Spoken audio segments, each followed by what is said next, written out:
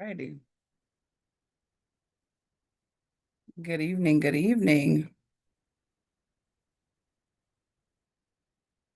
All righty. Good evening. Good evening. Hello, can you hear me? Yes, ma'am. How Oh, are you? I'm doing okay. Glad to hear it. We're going to get started in just a few minutes. People are coming into the room. Okay. Good evening. Good evening. Good evening. I'm checking the waiting room. All righty. People are Good joining us. evening. Happy Wednesday. Happy birthday to you. Oh, thank you. I don't want to make anybody jealous, but thank We you. may have to sing the song for Miss Sarah. And I'm okay with that. Absolutely. I'm really okay with that. It would be welcome. Yeah, I'm not shy about it at all. And anyone else on the call, if you're celebrating a birthday, we can do that too. Let's do it. Oh, Birthday roll great. call. How many people are staying cool? If you hear the fan in the background, there's nothing I can do about it because it's staying on because it is hot. Awesome, awesome. I was thinking that we may be light on participants tonight because there's so many vacations happening this week, with the holiday happening tomorrow. So this is great. And just a reminder that this meeting will is being recorded. So we know that many folks are out, but they will have an opportunity to review the footage when we post it to our YouTube channel. So keep that in mind. Even if we are in number, the reach of this particular meeting, which is jam-packed with some phenomenal information, will be available to share and to view for years to come. All righty. So it is now 6:01. I'm going to give it a one or two more minutes. I see people are still coming in, and we'll get started. Please have your announcements ready. They're going to happen towards the end, but I feel like this meeting is going to go we may get close to 8. We are trying to curb the meeting for 90 minutes. We'll see how close we get today. We'll And see. just a We'll see reminder, folks, if that can happen. as you enter the room, if you're not speaking, please mute your microphone. Yes, Thank yes, you. yes. Oh, there we go. All righty. Have some more folks coming in. This will also be a great night to pay attention to the chat. We have some great information. We want to make sure you all are aware of all the things. So make sure you have that chat preview. All righty. Okay. So I'm going to get started in 60 seconds.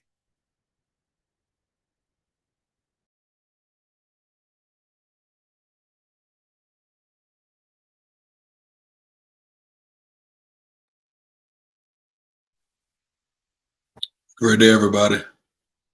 Good evening, Hope you enjoy Curtis. your evening.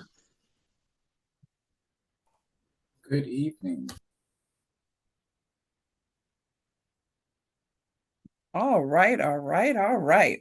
So, first off, are there any elected officials who have joined us this evening or representatives who would like to say a couple of words? I can jump in. Delegate Ruff, unfortunately, is on vacation. Well, not unfortunately, but he fortunately is on vacation, celebrating the Father's Day holiday with he and the kids. But he definitely sends his regards to this collective and definitely will be pinging me momentarily for an update of all the things that he missed. So definitely know that Delegate Ruff of the 41st District is represented and definitely sends his regard. Awesome, awesome. We appreciate that. Are there any others who would like to say a couple of words? All right, and as they come in, we will also give them an opportunity to speak again. So, for those of you who do not know, my name is Janelle Johnson Momani. I am a community engagement partner with Park Heights Renaissance, and this is the Park Heights Renaissance Community Meeting for June 2025. I do want to let you know at the top of the hour, as well as in the middle and at the end, that there will not be a PHR community meeting for the month of July. Again, there will not be a PHR community meeting for the month of July. Caveat, unless something happens spectacular that we need to inform you all about. The plan is that there will not be, let me word it that way. The plan is that there will not be a community meeting for the month of July. The next meeting will be a hybrid meeting. That meeting will take place on August 20th. You can mark your calendars for that. The next meeting will take place on August 20th, which is a Wednesday. However, we are going to be disseminating or have started disseminating a survey so we can choose a different day to have our community meetings, because apparently Wednesdays conflict with a lot of schedules for many of our community members. So we are cognizant of that, and we are looking to get your feedback. So when you receive that survey, please check all the dates that are good for you to attend a PHR community meeting. But the next one for now will be Wednesday, August 20th. Be a hybrid meeting, our first in over a year. And that meeting will be at the Zeta Center. I will make sure I put that information in the chat. On Wednesday, August 20th, the PHR community meeting will be a hybrid meeting. It will be at the Zeta Center. And that is at 4501 Reisterstown Road. Familiar. It will be our first hybrid meeting in over a year. You can come, meet people, see them in real life and not just on the screen, which is always a hoot to see if someone is as tall as you thought, because we can only see from the shoulders up. So please join us. Please join us in August. But right for now, the plan is that there will not be a PHR community meeting for the month of July. I'm going to say that twice more throughout this meeting, just so those who join later will still get the message. All righty, it looks like we are ready to go. Now, I wanted to say that for the month of June, there are many, many awarenesses. It's Alzheimer's Awareness Month. It's Gun Violence Prevention Month. It's Pride Month. There are many, many, I think it's Home Ownership Month. There are many celebrations that are happening. And I just wanted to give a shout out for Alzheimer's Awareness Month. I'm I probably will not do it as much justice as someone who has had direct experience, but I'm certain many of you are. And I'm going to read a few things just to put it top of mind for you. And if there's anyone on the call who would like to share, you are more than welcome to do so. But these are some really good points to consider. Alzheimer's disease is a progressive brain disorder, and it slowly destroys memory and thinking skills, and eventually the ability to carry out simple tasks. It is the most common cause of dementia. And I did not know that there was a direct correlation between Alzheimer's and dementia. And while it's not a normal part of aging, it is the greatest known risk factor as age increases. There's usually a progressive decline. It's not a normal part of aging, like I said. And then the other thing to think of is as the brain changes, behaviors change, and it will affect not just the person, but the entire family. The diagnosis is usually not straightforward. It's after several combinations of methods and cognitive tests and brain imaging that the medical physicians or medical care staff will impart, and that is when it is determined that a person in fact has Alzheimer's. So June is Alzheimer's Awareness Month. Be gentle with those who are experiencing it or who are the caregivers of those who have been diagnosed. Is there anyone on the, okay, I see T. Chambers. Hi, it's me. Hi, Janelle. It's Tabitha. I have Hi, my Tabitha. camera and things on because I know I be doing things. I be in the mix of things. So, good evening, everyone. I just want to say hi. So, when it comes to Alzheimer's, that's a very important topic, and we have our parents, we have family members who are dealing with it. So, are there like any workshops or any things that's going on within this month that people can gain more awareness or more information when it comes to Alzheimer's and then dementia? And that's why I get confused. Alzheimer's is one thing and dementia is another. Is there any more information that we can get, any more like info and intake about that? Because that's serious among our community when it comes to that. Thank you very much. Absolutely. We'll make sure that there is information available. And if we may be able to have that for you before the end of this meeting in the chat or by someone who has their hand raised. And with that, Miss Matthews, you are muted. I'm not now, but thank you. I'm No, here. no, no, no. Sarah Matthews is muted. Oh, okay. All right. Thank you so much for recognizing Alzheimer's Awareness Month. There is a case of dementia that is appearing in the community, and it's called frontal lobe degeneration. And what that is, it can happen to any older adult, and the symptoms are that you start to really digress progressively, and it eats up your brain, and each portion of your brain that controls a function in your life, you usually loses it. And within a 2 to 3 year period, you usually die from frontal lobe degeneration because it does eat up your brain. And you eventually, the patient eventually ends up in a nursing home, and then they pass away.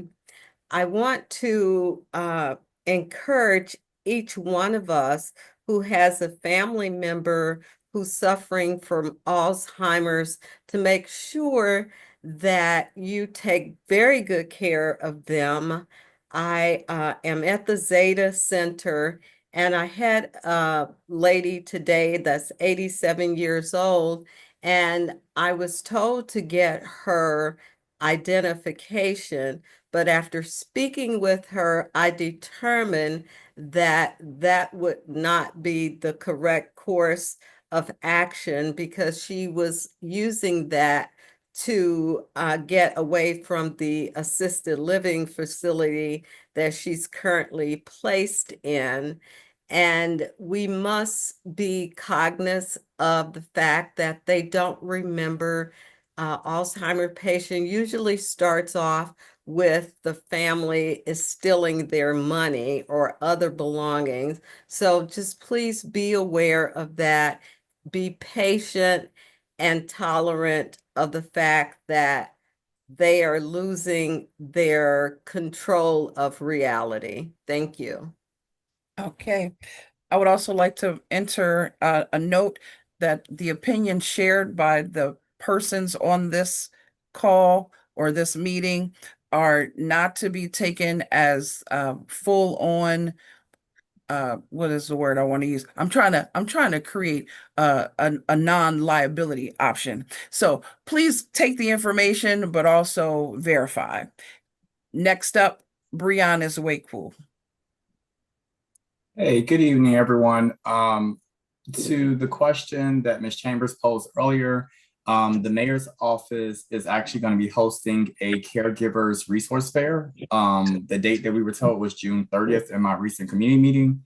I have pinged Tiara Tuggle, who is our District 6 community liaison, for more information. So once I get that flyer, we'll definitely make sure that it's circulated and promoted. But there is something coming up this month that can definitely be a great resource for you as you are navigating this space, and/or just for us to just be abreast of what this could look like. So just want to flag that. Okay. Are there any other questions or comments about Alzheimer's? Ms. Matthews? Yes, I just want to confirm what Brianna just said, that caregiving event and Alzheimer's event will take place on the 30th at Coppin State University. If you have any questions, you can contact Jose or Miss Stewart at Baltimore City Health Department. Awesome. Thank you so much. And I just want to say thank you so very much. I'm trying to do the chat, but I'm having some type of technical difficulty. Thank you so very much. Where I live at, my name is Tabitha Chambers. I live in the Pimlico Park Heights area, right by Rogers and Northern Parkway, Winter, all up in that area. So it's a lot of things that's going on. The CVS has closed. That CVS was a staple to a lot of senior citizens who lived around here. And then what we Absolutely. found out not too long ago, a lot of other pharmacies will be closing in the surrounding areas. So whatever help, whatever information that can be provided, because I think that when it comes to closing pharmacies and you living in an area that is predominantly housed by a lot of seniors who live in this area, all the help that we can get is very vital. So I thank you so very much. Thank you so very much. Absolutely. And that is definitely a concern of ours. There are several resources to consider when it comes to your prescription meds. So there will be some information about that. Brian, did you have a comment? Yes. So on the conversation, or on the topic, excuse me, for the pharmacy closings, there are some conversations that are currently happening on a larger level between Aetna, CVS, and Amazon Pharmacy, as well as LifeBridge Health has expressed some interest. So stay tuned. I do know that that conversation is an active thing, because also the Rite Aid at the corner of West Cold Spring and Park Heights is also closing.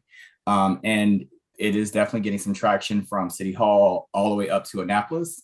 So Ms. Chambers, definitely stay tuned. And once again, once we get more information, we'll definitely be sure to share that out. But there is something that is currently being done with the seniors in mind that looks something like a pop-up pharmacy that's going to be centered in the senior housing communities, or older adult housing communities. So that is one thought that is currently being floated, but more details forthcoming. Thank you. Thank you so much for sharing that.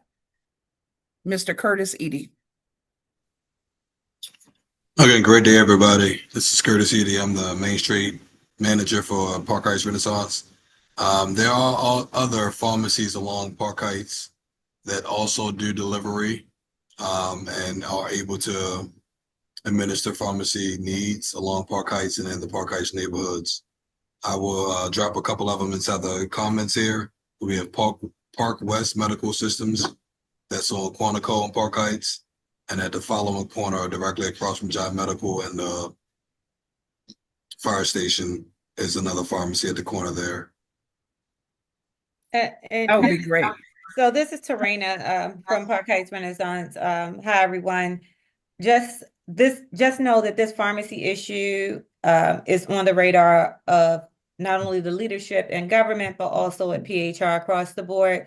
We've already gathered all of the pharmacies within the Park Heights community, as well as those that are in like a half-mile distance around our footprint. So there are several conversations going on. We do know that there are many resources available that include storefront as well as retail. So we will be sure to share that information as soon as we've compiled it centrally so that we can share it across the board with everyone. Awesome. Awesome. So thank you all for that great information. I need to do a quick Excuse me, check to see. Just real quickly, I just want to make a clarification. Who As is far as that? this is Who is Deborah that Wolf. talking? Oh my gosh. Hi, Deborah. Hey, family. just for clarification, the pharmacy for Park West is up on Belvedere at that site, not at the Quantico site, but Park Heights at the Belvedere site, the main site. That's where that pharmacy is. Can you give us that address real quick, Belvedere? 3319. Now I have to verify if they, I'm not sure if it's just in-house. I know they do delivery, but I have to see if let me just do a little investigation, but just Okay. to make sure, I know for sure, our patients, we have a pharmacy on site for them and we do delivery.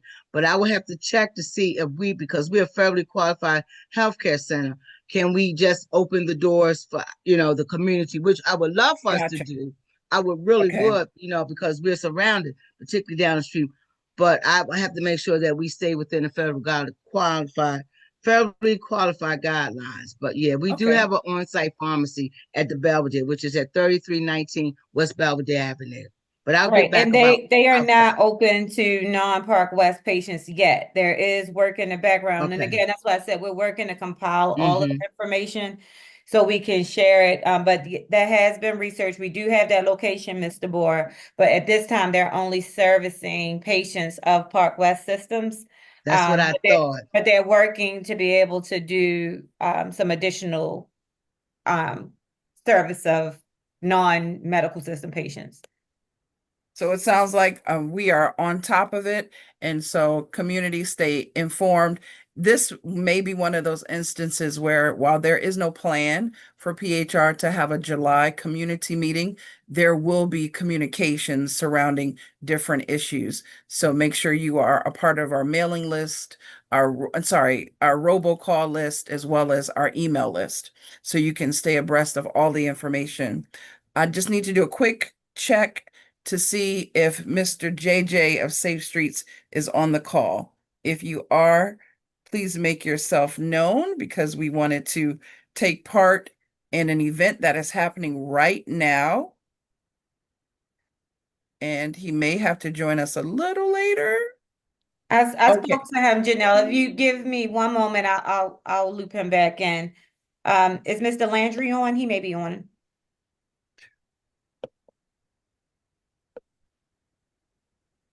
Mr. Landry, Yes, he's Mr. on. Rick Leandry is here.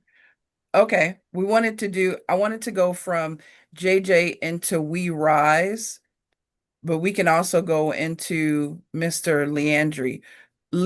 How do you say it, Mr. Rick? How do you say your last name? And if you're muted, please unmute yourself.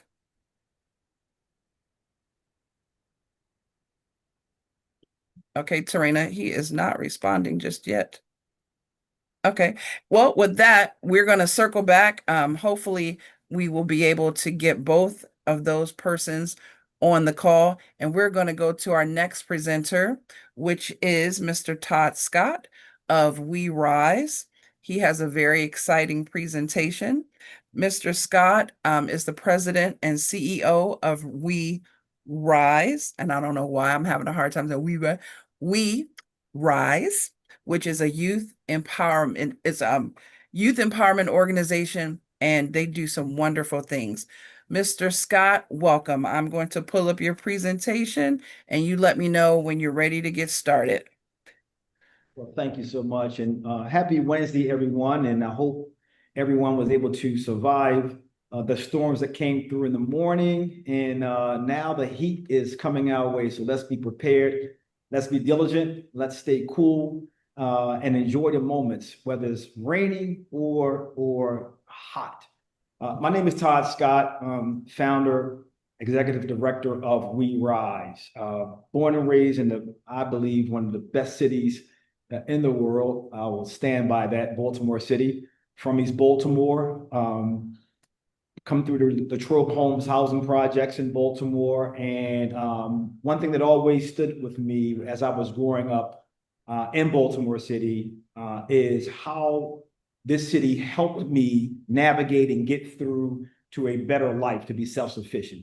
So it's important for me and the entire team of We Rise to do that. I was fortunate enough when I left Baltimore and had a job working in New York on Wall Street as a bond trader, trading financial bonds, municipal bonds, and I was very excited about all that I learned about stocks and investing.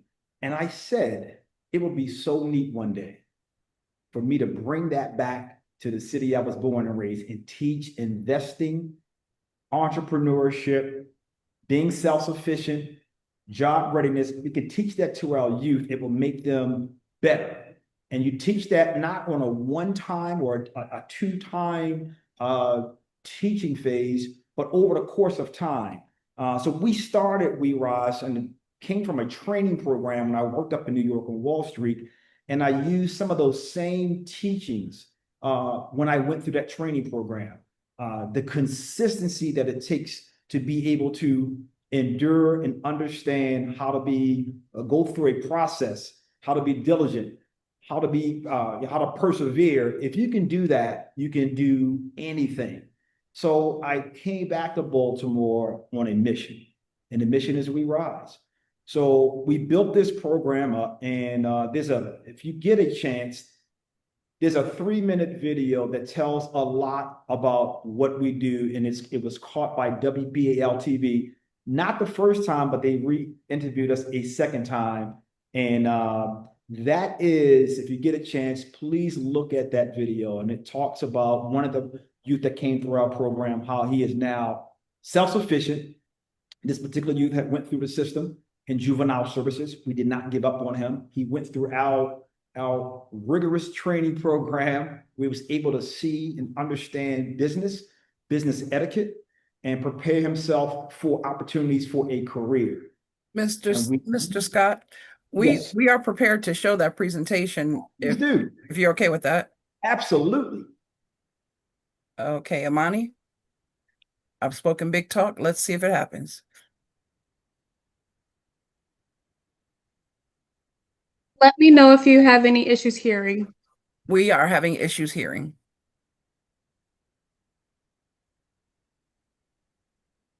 So we need the volume. There's no audio.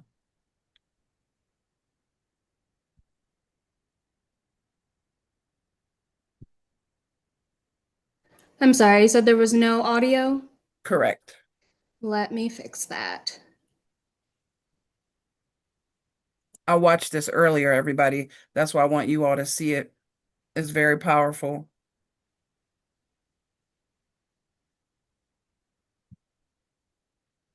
Can we still not hear it? We cannot hear it.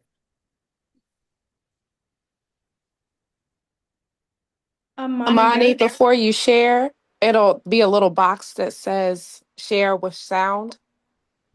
See, it's a really small box. Sometimes it's hard to miss. yeah, I'm gonna stop share and do it again. Sorry about Okay. that. And while she's getting that, this video gives a great snapshot of what the program is all about. And this is only one of many success stories that came through our program. And he came through in flying colors.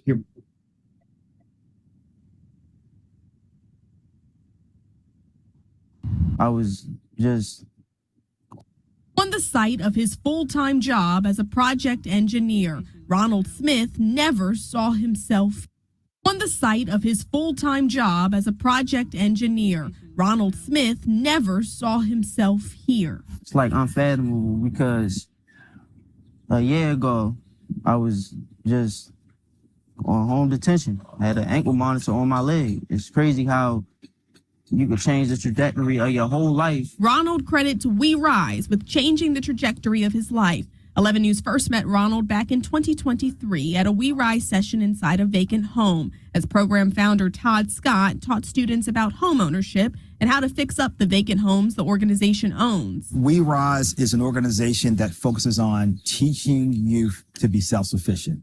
And that comes through a program that teaches how to go through critical thinking, case studies on business, how to be an entrepreneur, how to own your building, own your business. That leads to you being self-sufficient and earning passive income. Ronald met Mr. Scott while he was still in the juvenile justice system. He latched onto the opportunity came to meeting after meeting and site visit after site visit, including the site where he now works. It's called Enolia. It's an apartment complex for Morgan State students. Ronald's consistency led to Mr. Scott facilitating an apprenticeship for Ronald with the construction company LF Jennings. I mean, construction, I feel like, provides an array of opportunities, right? You got to show them what the end goal is for them to have that focus of what they needed to get to. And so that helped provide another next step. The next step for Ronald was a full-time job offer with LF Jennings. This is a full-time offer, LF Jennings, right here. Start working for us full-time, boss. A defining moment Ronald will never forget, a symbol of his growth. It's deeper than We Rise. It's deeper than that. Mr. Scott, teach me how to be a man. How to be a man. How to communicate. How to talk. How to just carry myself. Ronald is not the first We Rise participant to clinch his career through the program, and he knows he won't be the last to find himself somewhere he never even dreamed of. I'm fully employed now. I'm doing right. It's insane. And We Rise is expanding. They're partnering with Park Heights Renaissance to get more young people from Park Heights into the program. For more information on how you can get involved and support We Rise, you can visit our website. In Northeast Baltimore, I'm Brianna Ross, WBAL TV 11 News. Oh, that was worth the wait. That was worth the wait. Very inspirational video. No, thank you. Yeah. On the site of his full-time job. I will say this. It's he mentioned 2023 into working with us. But he started in 21. And he just getting the job in 25. Throughout that time, we have had two contacts, family, juvenile services. That's what it takes. And I have a tremendous team.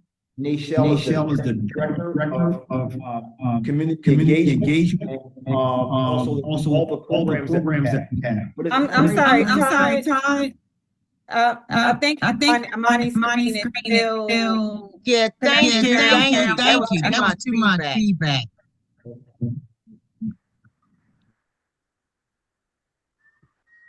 Sorry about that. Well, Are you guys all okay again? expressed yourselves very Yes, clearly. Amani is going to go back and she's going to re-upload the presentation. I apologize that your ears were tickled by a double voice. We're gonna call it tickle, and we're gonna re-upload the presentation so we can see the slides as he is speaking. And it's only gonna take like, I don't know, 5, 4, 3, 2, 1. What? Look at that. Again, thank you so much for your time. Ronald is one of many examples of youth that come through our program. Young men, young women, and what we do is they have to be consistent, and Ronald was one, meaning we offer them opportunities to learn about budgeting, to learn about helping with their resumes, to learn about communication, how to handle opportunities for entrepreneurship. And that's what it does, and that's what it takes, and Ronald was persistent. And what that does, it gets us in position as we collaborate with industry leaders for them getting opportunities for full-time careers, not jobs, but careers. And Ronald was one of many, whether it's hospitality, the food industry with restaurants, construction industry. We're expanding our footprint with industry leaders to have youth be in position. Once we vet them, they come through our program, we can stand by them and stand in the gap with them as they take on these career opportunities. So I'm going to introduce my colleague, and I couldn't do this, and it's many of us, but Nichelle is one of the ones that really make it happen with We Rise. And we're so excited to have her come on board with us. And I'm gonna pass it to Nichelle. Thank you. Again, I'm Nichelle. It's nice to meet you guys. On the screen, we're just showing a synopsis of our program that we have now in Park Heights. It started towards the middle of May, and it shows that we have like a 2-phase program going. Phase 1 is like the classroom learning for the youth, where they get to learn about like budgeting, saving, credit, stocks, investments. And then we have a phase 2 where they get to do some of the hands-on work. So if they are interested in like construction and want to go the same route as Ronald, they can do some hands-on training at our basic training facility, which is like a row of houses that we have over in East Baltimore. And we provide transportation for the youth to come there and do some of that. But if they're not interested in construction, we have another field they can, or area they can go into where they will do a presentation either on the career field of their choice or a business plan that they have if they're interested in entrepreneurship. Next slide.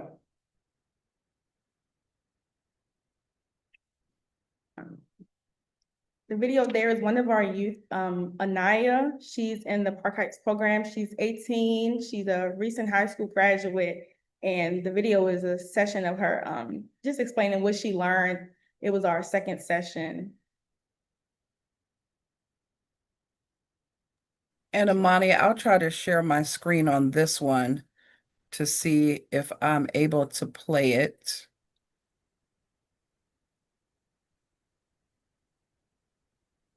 Yes, Janelle, you have access. Okie dokie. Let me share my screen.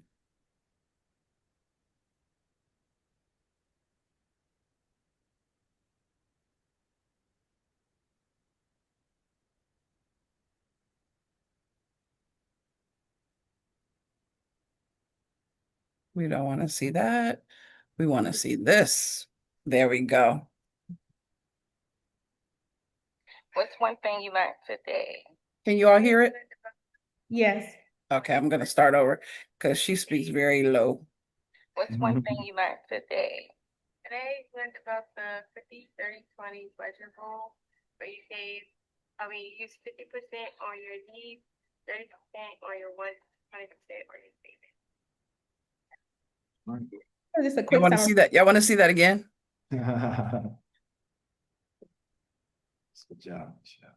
Okay, back to you, Amani. Can you break down that percentage again? Is it Yes. Nisha? Yes, ma'am. So the 50-30-20 budget rule is just a basic rule that we teach, like a beginner strategy that the youth can use when you use 50% of your income towards bills, 30% towards your wants, and then 20% towards your savings. And wants are not, maybe they want a pair of shoes. It's no, they need maybe they need a specific cell phone, or they just need a way to get in contact with their parents, so they will use that for their phone bill. But we don't encourage them to do a whole lot of shopping. In this slide, thank you for changing the slide, the program curriculum. But what we want to see happen is as youth get these skills on finances and economics early and develop these traits and characteristics of how to be disciplined with your money, it carries over to points where you have your foundation, which you work your money for, your regular working income, you put that 20-30% away to the side. Now that becomes money that you can use later on to earn other passive income. So like some youth want to be a barber.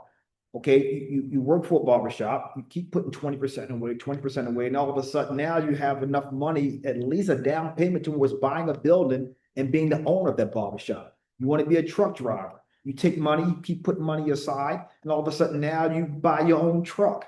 You want to get into real estate. You learn how to buy your own house and then buy a second house and rent the property out. So we teach those skills, and Ronald and some others are perfect examples of how it really works. It really doesn't work, but it works when you teach them young and teach them how to be disciplined early on. That's what we do.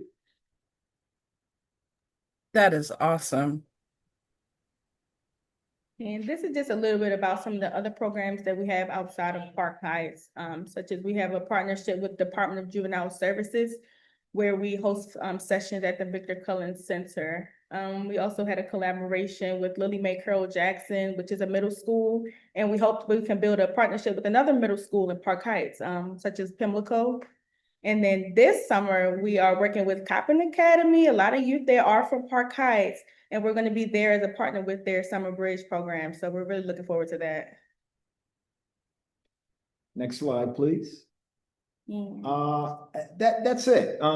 We say this, and it really and truly we can stand by this, and we've seen it. Exposure and opportunities. It leads to breaking generational poverty. What happens is we had one particular youth came out of Edmondson High School, wanted to get into culinary. He has never been over to the Harbor East area. We took him to the Sagamore Pinstree Hotel. He got a job there while he was still in high school. He still works there to this day. Never been to that. This is one of the top hotels in the country, actually, the Sagamore Pinstree. And so he's been there for 3 years now. But he wasn't not exposed to it. So when you expose them to it throughout site visits, field trips to businesses, they get a chance to see something being built from the ground up and want to take part in how they can build their own. So that's We Rise, and I am so glad for this opportunity to be a part of Park Heights Renaissance and this Enough Grant initiative. It really means a lot to us. We have grown so much because of being able to be a part of this, and we're so grateful for it. So thank you so much for this opportunity to present We Rise. Absolutely. Thank you so much. That is wonderful. So, with this presentation, are there any questions for Mr. Scott? And if you don't have Hello, any, everybody. Sorry to be so late, everybody. I'm sorry, Miss Janelle. How you doing, Miss Janelle? wait a minute, JJ, I have to introduce you. You're doing great. But just because we're gonna take a pause for the cause and come back to We Rise. JJ, who just broke onto the scene because he's keeping all of us safe. He is at an event right now at this very moment, and we wanted to get a glimpse of the event. JJ, can you set up the event for us? Now you're muted. You need to come off mute. So We're testing JJ's skills here. There we go. Nope, one more time. You got to unmute it, JJ. It looks like a fun event. We can't hear anything. I don't think he knows. All right, there we go. There we go. I was trying to find the Okay. unmute button, y'all. Y'all see, I'm in the middle of. We had a. Yeah, that's your prize, brother. Thank you for coming, brother. We had a resource game night today. Okay. I had. Let me turn my camera around. I had Miss Nikki. They cleaned up. I had Miss Nikki with American Journey Health. Oh, it looks like we missed some of it. Okay. I had free haircuts. Okay. Game night. My team sitting here playing with the community. We had kids. Had kids come down in the computer lab and the STEM lab, and then there's everybody else. Do any of those young people want to be a part of We Rise to learn about construction? My paid lady right here with Safe Streets, my Safe Streets Belvedere, my Department of Recs and Public Safety, Department of Rec. I'm sorry, they've been working me today. No, you're doing great work. I'm going back there now. All righty. Can we see your face now, JJ? Yes, ma'am. Yes, ma'am. I'm sorry. Okay, so JJ is a part of Safe Streets, Park Heights. There's also Safe Streets Belvedere. But they all work in unison and come together, especially for great events and then also when things happen in the community. And I was asking facetiously, but I mean it seriously, are there any of the young people there who may be interested in construction? Because we do have a presentation that we just heard called We Rise. They have a program where they work with young people. And Mr. Scott, what is the age minimum for participation? The minimum age is 13, and we have youth that 13 to 18, but we have youth that are 20, 21. Some youth have been in the program since they were 17 and a little older now. So they stay involved and take it to another level of We Rise. But we start at 13. Okay. So JJ, if you have any 13 and up folks there who want to do a next step in terms of being a part of the community, take that name down and let me know so I can forward them on to the We Rise program. But Tawanda Rec has never looked better. You're doing great work. All right, JJ. Thank you so much. We look forward to seeing you at our next meeting. Oh, they're in the basketball. Okay. There's a lot of fun happening. And I see it's indoors, so they have air conditioning. Good job. Good job at keeping the kids cool. All right. Thank you, JJ. Now I'm going to circle back to you, Mr. Scott, because Robin put a very important question in the chat. She said, how does one become a volunteer or recommend a teen who can participate in We Rise? If you want to volunteer, you can reach out to me. I'll put my information in the chat. First and last name. But if you want to refer a teen, I'll put the link in the chat where they can sign up. Okay, that would be great. And then I'll also share that information with JJ and the other folks. May I raise my hand? I'm sorry, I'm trying to type, but my fingers are delayed. I can't see your hand raised, Tabitha. I'm kidding. Okay, you see me, you hear me. Okay, so can I? There are also there are mental health facilities that's coming up here. There are two that I know of. One that's right beside the Sunrise Sunfresh, where people get their breakfast at. It used to be a health. It used to be a hair place way back in the day, but it's a mental facility on that side, on the other side of where you can get your breakfast food from. I want to say Sunfresh, Sunrise. Is this related to the youth, or is this a program that you want to let us know about? Well, Because it's a program that could help the youth. It's a mental health facility that's on Park Heights, and then you have another one that's called King on Rogers, and they just popped up. I'm not going to say just popped up, but apparently they're new. They're new, and within the last month. I want you to hold this information. We're going to get to the portion where we get the community updates and events, and you can definitely let us know then. We do have a robust program to get through. Yes, so I want ma'am. to make sure there are any questions for Mr. Scott or Nachelle. Am I saying that correct, Ms. Moore? Yes, ma'am. Okay. All right. Someone is asking, where is We Rise, the organization, located? Do you have a brick and mortar in Park Heights? Be very careful how you answer, because the person asking is with a very important organization. Our sessions for the youth are hosted at the CC Jackson Recreation Center. There it is. Okay. On Tuesdays and Thursdays at 6:30. Says 6:30. Curtis King is our Main Street manager. So nice. He was asking, like, is there a brick and mortar in Park Heights? Absolutely. About business to the youth. Will do. I'll definitely come by. You said Thursdays at 6:30. Yes, Tuesdays and Thursdays, 6:30. Awesome. Thank you. Any other questions for We Rise? Okay, so we stepped over to JJ because we wanted to get him a little earlier just to show all of you what great work Safe Streets is doing in the community. They are at Tawanda Rec today, but they are all over Park Heights doing great work. JJ, along with other organizations, work together to prevent gun violence. And unfortunately, that is sometimes a reality in Park Heights. So I wanted to also introduce someone from the Mayor's Office of Neighborhood Safety and Engagement. And I hope I said that right, Rick. But JJ and Rick work hand in hand on solving similar issues. They work to prevent gun violence. They also want to make us aware of various things that are going on.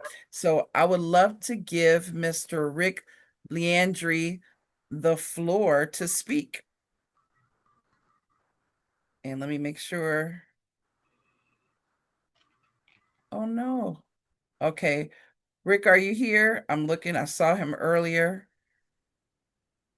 And there we go. All right. I need you to unmute on your end. There we go. Hi there, Rick. How you doing? Uh-oh, we still can't hear you.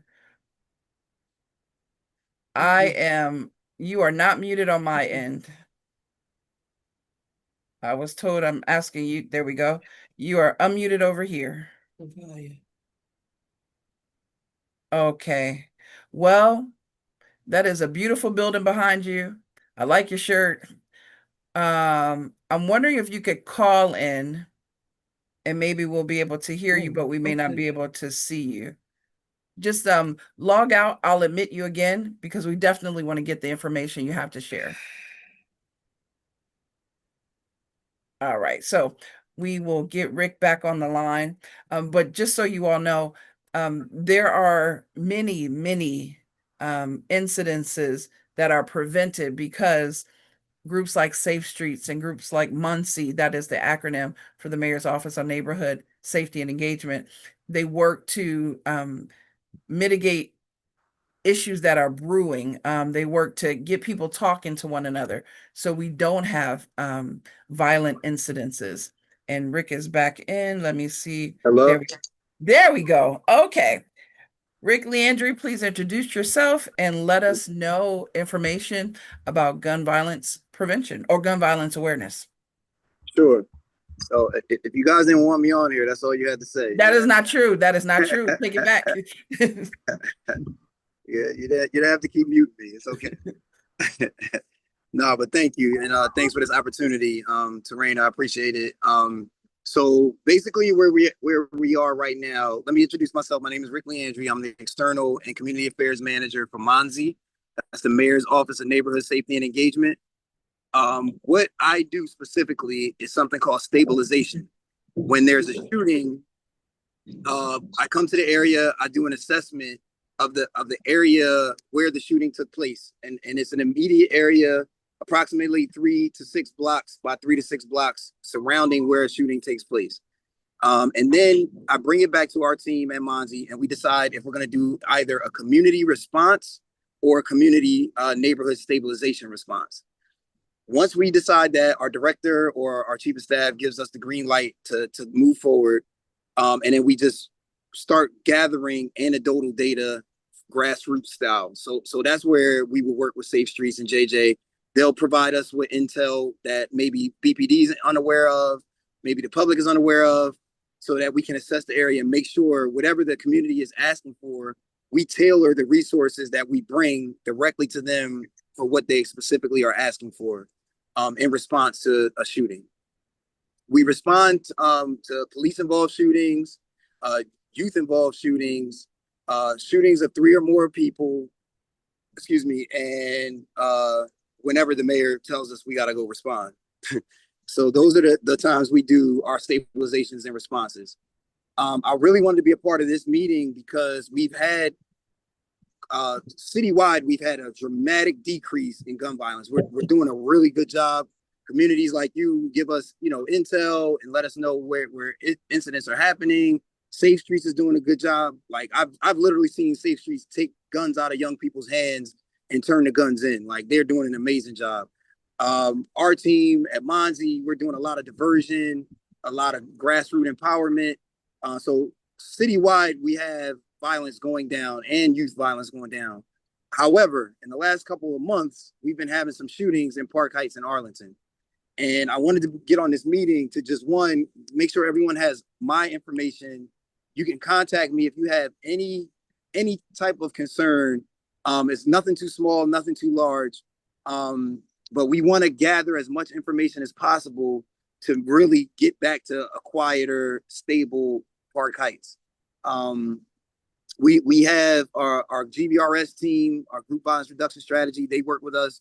They're a real vital part of dismantling group violence. So what we've learned over time is there's a lot of retaliatory violence. So it's like if you shoot one kid, that kid's friend comes back and shoots you, and then your friend comes back and shoots that kid, and it's just, it ends up becoming generational at times with the retaliatory violence. So what our GVRS team does is they get on top of both groups. They offer the young people resources. They offer them an opportunity to get out of the violence. And if they don't take it, most of the times they're locked up for, still having a weapon, still being in the area with a criminal enterprise. And with that strategy, we've been able to dismantle a lot of crews and groups who commit violence together. So again, going into Park Heights, we've had, I think, maybe 3 or 4 shootings in the last month or two, and we really, really want to get on top of it. So I'm going to put my email in the in the group chat here. Also my contact number, you can call me at any time. I always answer my cell. If I don't answer it, I'm probably in a meeting and I'll just call you right back. But we really need, all information and even things like a light being out that you might have put in 311 and it still hasn't been fixed, or an alley with trash that you've been complaining about.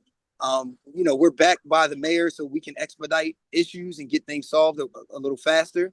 And we've learned through the broken window theory that a lot of those issues contribute to violence. So if you have trash, you have boarded up homes, you have tall grass, you have people. Somebody's mic is on.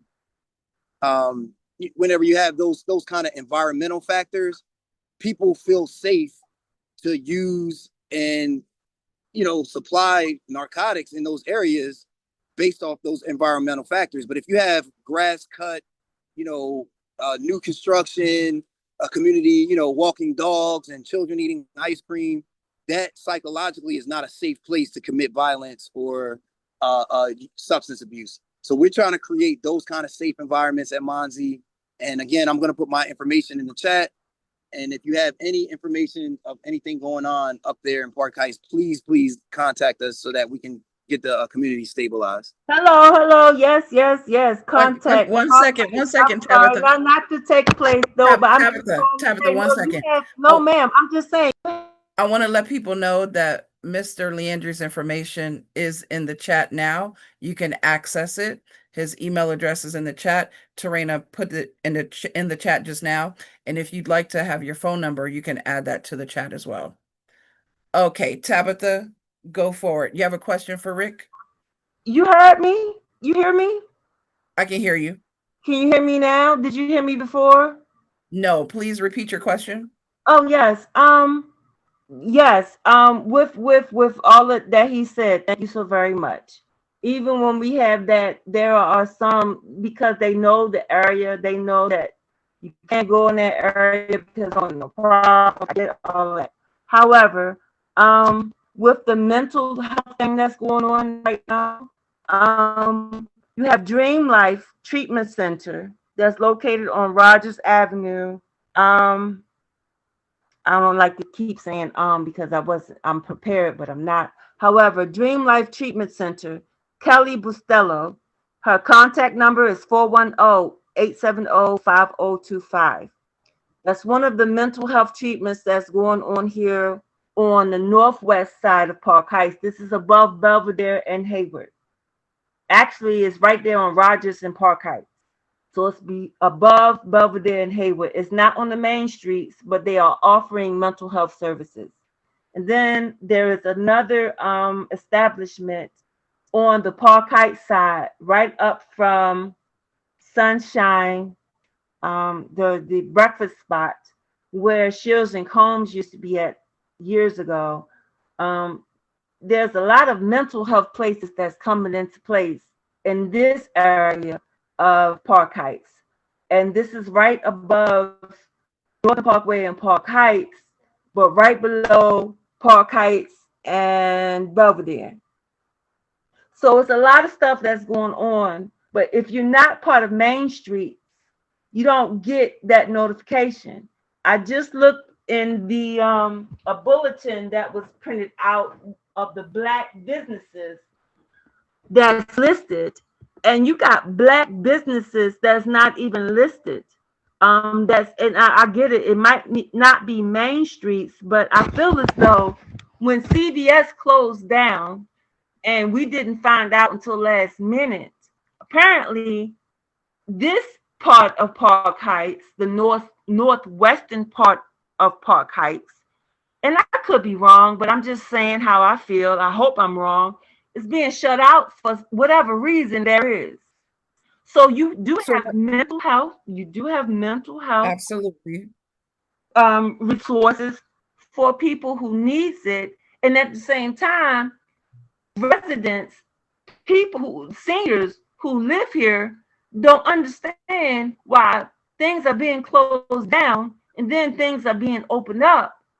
So that's all I wanted to say. Thank you very I much. appreciate that. Tabitha, please email me that information and I'll Yes, make ma'am. sure that it is posted on the, if it's not the social media, but that we hand out that information for community members. It is Yes, very ma'am. important for everyone on this call that you are in touch with your neighborhood association. There are different ways to receive the information. An active neighborhood association. Attending this meeting is a great way. Robin put it in the chat if you are interested in receiving alerts directly from Park Heights Renaissance, because we do want everyone to have access to the information so they can govern themselves accordingly. And with that, and we can bring that up again when we get to the portion of the program where we're asking for community events and community updates. But I wanted to circle back to Rick Leandri's comment that when there are, mowed lawns, manicured lawns, and the psyche of committing crime, that is a perfect segue. But before I segue into the next section, I wanted to find out if there are any questions for Mr. Rick Leandri. Does anyone have any questions? I see Miss Beverly Campbell. Yes, ma'am. There you go. But Mr. Rick, I didn't get his phone number. Okay, so his phone number is in the chat. If you're ready, I can say it right now. Let me know if you're ready. Okay. It is Sure. 443-388-0322. That's 443-388-0322. That is the phone number for Rick Leandri. Think of it as lean dry. That's how I did it. Leandry, Rick Leandri. And he said that he always answers his cell phone. So Ms. Campbell, if you call and he doesn't answer, please let me know so I can follow up with him. I will. Thank you very much. Any other questions for Rick? So he mentioned curb appeal. No, he didn't. He said manicured lawns. Amani, this is a perfect segue into curb appeal, because we want to acknowledge, that sometimes bad things happen, but we also want to talk about some happy things that can happen in Park Heights, which will give us an opportunity to do some fun stuff, right? And before we get to home ownership, we want to talk about curb appeal, and then we can talk about owning the house, because even if you're renting, you can also keep your curb looking cute. So, Amani, please talk to us about the curb appeal contest. Good evening, everyone. My name is Amani. I work with PHR as the marketing associate. So yes, we are having a curb appeal contest because June is National Homeowners Month as well. And we're celebrating by encouraging everyone in Park Heights community to come out and show us your homes. So basically, in order to be entered into this contest, we would like you to take a picture of your home in the beginning, anytime in June, and then we would like you to do some improvements, some renovations, any type of beautifying that you do. We want you to take an after picture and then submit it to us online. So it could be anything really small or anything really big. It can be adding flowers or trimming bushes, painting doors and shutters. Once we have those photos, there will be a winner that is announced at the next community meeting in August. And I would say hurry and get all your stuff in before July 31st because everything will be announced then. So, Amani, are you saying that the only thing I need to do is take a picture of my lawn or the front of my home between now and the end of June, and then take another picture after I do something to beautify it, whether that's plant flowers or paint up some, beautiful things, and then send both of those photos in to Park Heights Renaissance, and I could win a prize potentially? That is exactly correct. Yes. So Oh just my by gosh. beautifying your own home And and showing where do pride I in send your that own to? home. Do we know where we're going to have those sent yet, or do people need to stay tuned for where those photos need to be sent? Absolutely. So you can post them on social media and tag PHR, or also send them within our DMs as well. So Instagram, Facebook, just make sure to tag us so that we can see all the improvements that you're making. If you don't want to post it to the public, you can also just directly message them to us. All righty. And I'll make sure that my information is in the chat if you want to send it to me. You could also send it to the info@phrmd.org, or, okay, Instagram at PH Renaissance. Got that wrong. So that's in the chat. Instagram at PH Renaissance all together. And you can also send it to info@phrmd.org. And I'll put my email in the chat. You can send it to me as well if you don't want to post it on social media. Miss Chambers, yes, ma'am. I'm just because I'm trying to type my chat. I can't get through the type. So does it have to be in an individual house or a whole street? Can it be like a street community, or is it the whole neighborhood? How does that work? That's what I'm trying to Good figure out. question. Good question. That's a great question. So it could just be your own house. It doesn't have to be the whole neighborhood. It could be your home.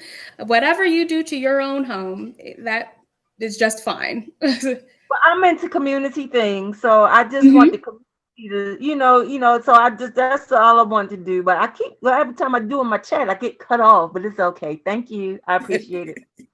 Well, I'll tell you what, Tabitha, if you can get an entire street to participate, that may be some extra credit. And I also want to encourage folks, if you have an apartment and you beautify your apartment on the outside, that counts as well, because that is your home, right? So please take this curb appeal contest as an opportunity. What we want to do is we want to know absolutely if there's been violence. We want to make sure that we prevent violence, but we also want to see beautiful things. And you have an opportunity to beautify Park Heights just by beautifying where you live.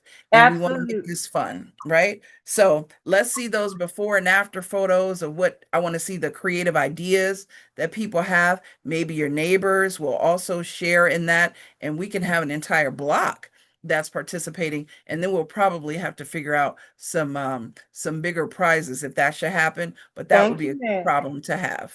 Thank you, ma'am. And now with that, we will segue into home ownership, because this is yet another opportunity for June to be the best month, not just because it's my birthday month, but National Home Ownership Month. And we are going to have a speaker regarding National Home Ownership Month. Let me make sure she is, there we go. Okay, is it Nikita? It's Nikta. Hi, Janelle. How you doing? Nikta, is it Hey, everybody. Corsand? Corsand. Yeah. Oh, okay. Nikta Corsand. Yep. Nikta Corsand. Please introduce yourself properly, not how I Yes, butchered it. ma'am. I also have a presentation, Amani, if that's okay for me to share my screen. Thank Go you right on so ahead. much. Thank you, ma'am. Okay, so I'm going to go ahead and share that. All right. Great. So it looks like my screen is being shared. So hello, everybody. Good evening. Thank you so much for your time tonight. My name is Nikta Corsand. I'm Director of Programs at Live Baltimore. If you've ever heard of the Trolley Tour or Baltimore's Birthday Bash, that's us. If you've seen the bright yellow I Heart City Life flags or just the logos anywhere, that's us, because let me tell you, we really love Baltimore and we're so grateful to be able to meet with our fellow neighbors at meetings like this. So I'm grateful to the PHR team for inviting us and for all of the incredible work that not only they are doing, but all of their partners as well. It takes all of us to make the city as incredible as it is. So as Janelle mentioned, and happy early birthday, Janelle, it is National Homeownership Month. So one thing that Live Baltimore does many things, and so I want to go through what those are this evening. And so just to back up a little bit, there's our famous little logo there. We are an independent nonprofit. Our main mission in Baltimore City is to attract and retain Baltimore City residents. And we do that in a number of ways. But primarily we focus on, and we're a small staff of about 10 folks. We work downtown. And one of the main things that we do is, we market neighborhoods as great places to live. We share about residential data. We celebrate living in Baltimore City. And we share as many resources as we possibly can around informing incoming and current residents so that they can make the best choices for themselves in moving to and staying in Baltimore City. And so in terms of our impact, 1 in 6 Baltimore City homebuyers in the last year was a Live Baltimore customer. You can see that a majority of the Live Baltimore customers are Black women, Black single women, and are purchasing the average home price of around $250,000. So I do want to acknowledge that Baltimore City is the most affordable place to purchase in the surrounding region. We can always talk more about that if you have any questions, but your money goes very far in Baltimore. As I mentioned, one of the main things that we do at Live Baltimore is we market neighborhoods as great places to live. So there are, I don't know if you all know this, it was one of my favorite things that I learned. There are nearly 280 individual neighborhoods in Baltimore City. And so we work to have a profile for every single neighborhood on our website. Our website last year saw nearly 300,000 unique viewers. So those are folks who live in the city, folks who live outside of the city, who are exploring what their options are. And one of the best ways that we're able to maintain the information on our neighborhood profile pages is residents like you all invite us into your neighborhood, and we have the chance to walk around, take updated photos. We then write a blog post about what makes that neighborhood unique. And we're also able to ensure that any of the visuals and the content on our neighborhood profile pages are up to date. Another way that we market neighborhoods is we provide quarterly real estate data to our partners, and also have an annual State of the City presentation where we go over what the residential sales have been in the previous years so that agents can understand where there's movement in the city, but also they can sell the city even better, not just to folks who are looking to buy within the city, but folks coming from outside. So one thing that the ladies of Park Heights Renaissance had mentioned is that not everybody on the call is a homeowner at the moment. And so some things to consider in order to determine if home buying is right for you. This is ultimately going to be your personal decision, right? Whether it's at this moment in your life, later, these are good questions to help you think through that. And so first and foremost, there's, can I afford it? A lot of folks are like, oh, my credit's whatever, or I don't know if I could ever afford it.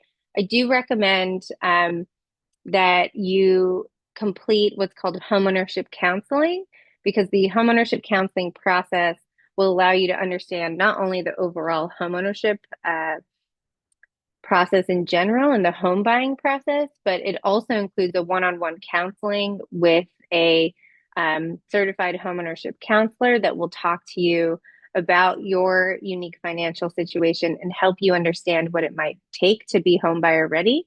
A lot of the time, folks are in a much better position than they realize, and especially too when it comes to credit and credit scores.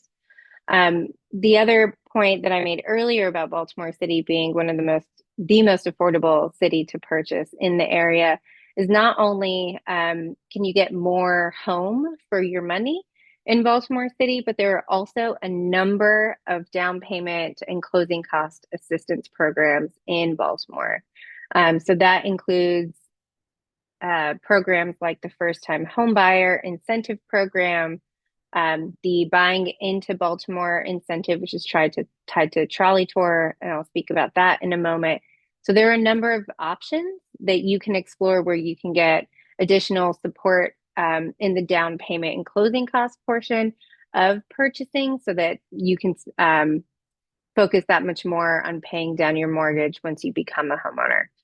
Another question to consider is how long do I plan to stay, right? So if you're not looking to be in that home for more than, I would say, even 5 years, maybe going through the home buying process would be more effort than it's worth.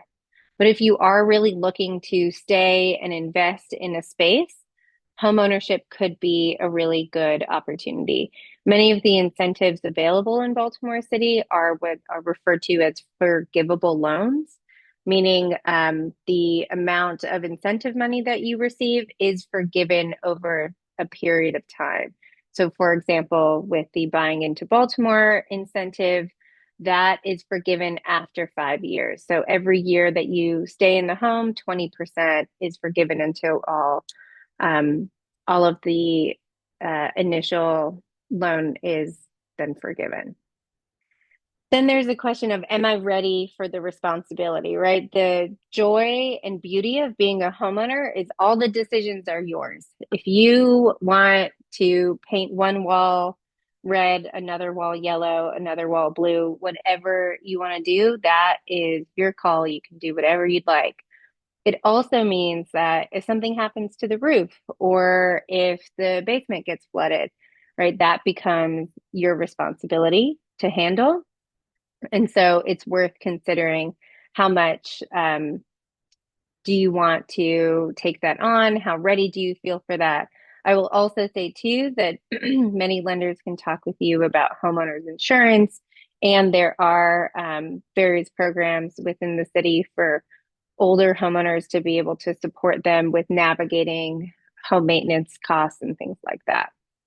And then finally, how does home buying really align with your personal goals?